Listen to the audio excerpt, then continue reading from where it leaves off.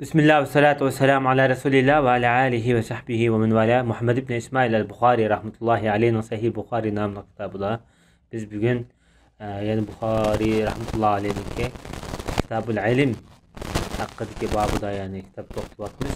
Bugünkü bu ilim münasebeti bu babda şu şeytan taşıtıyotgan vaqtda da şu peytlerde fatva so'rash yoki savol so'rash haqida deydi. Endi fatva degan nima degan vaqtda ma'lum bir hodisa yuz bergan vaqtida shu paytlarda ya'ni shu vaqtning atrofida shu jarayonda javob berilgan diniy masalalarni fatva deymiz.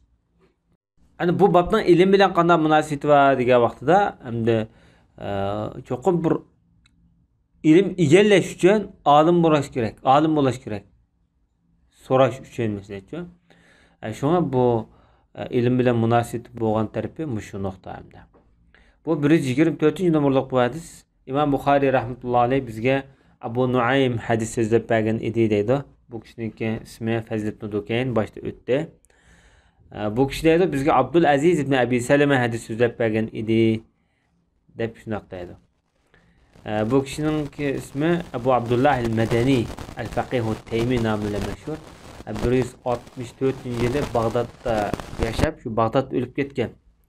Xalifa Mahdi namozini tushirgan bu odamniki.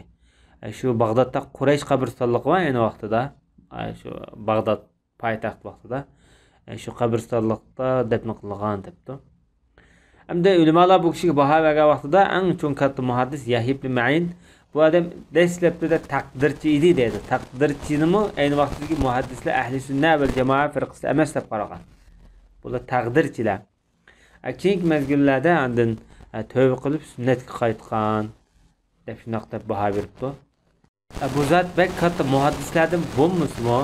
Keyingi mezgillarda o'zining bilgan hadislarni Bag'dodda so'zlab bergandan keyin shuning uchun buni bir qism shu kishilar keyin muhaddis qilib olgan deb ulamolar bu jihatdan bu odamning ilmiy qobiliyatiga bu jihatdan baho bergan.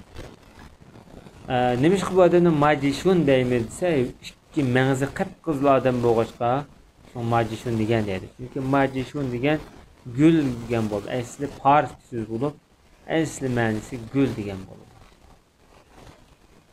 Bu zot hamda Zuhriydin. Bu Zuhri mashhur, nechqatim dedik, shanjilik tabi'illardan Muhammad ibn Muslim ibn Shahab az-Zuhri. Qurayshlarniki Bani Zuhra jamoatidan bo'ladi. Bu kishi Isa ibn Talhadan rivoyat qiladi.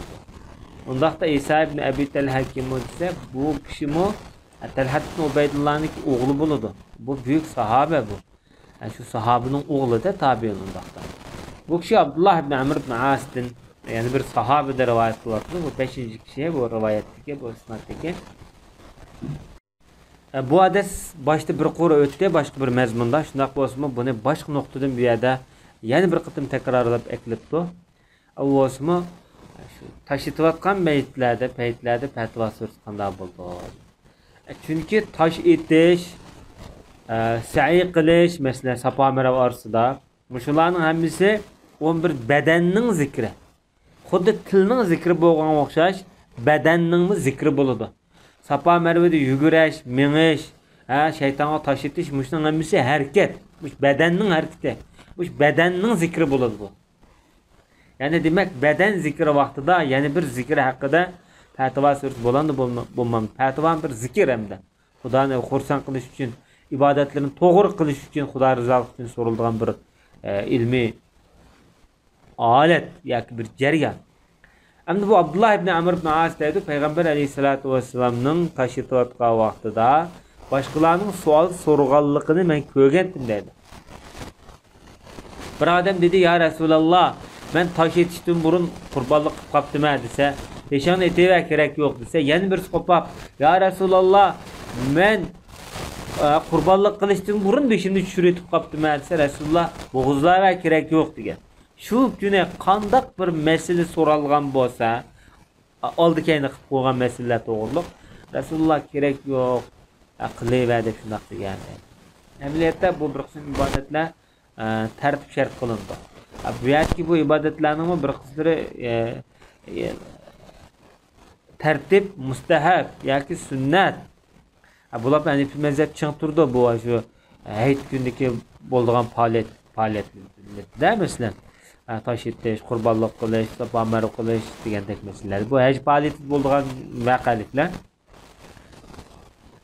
Yani undaqda biz bu hadisi neme düşünmemiz degan vaqtida, ma'lum bir ibodatlar mashg'ul bo'layotgan vaqtda o'zining ibodatiga to'sqinchi bo'lmaydigan, to'salg'i bo'lmaydigan ahvol ostida boshqa bir ibodatni davomlashtirsa, mashg'ul bo'lsa, bu kerak yo'q degan bo'ladi.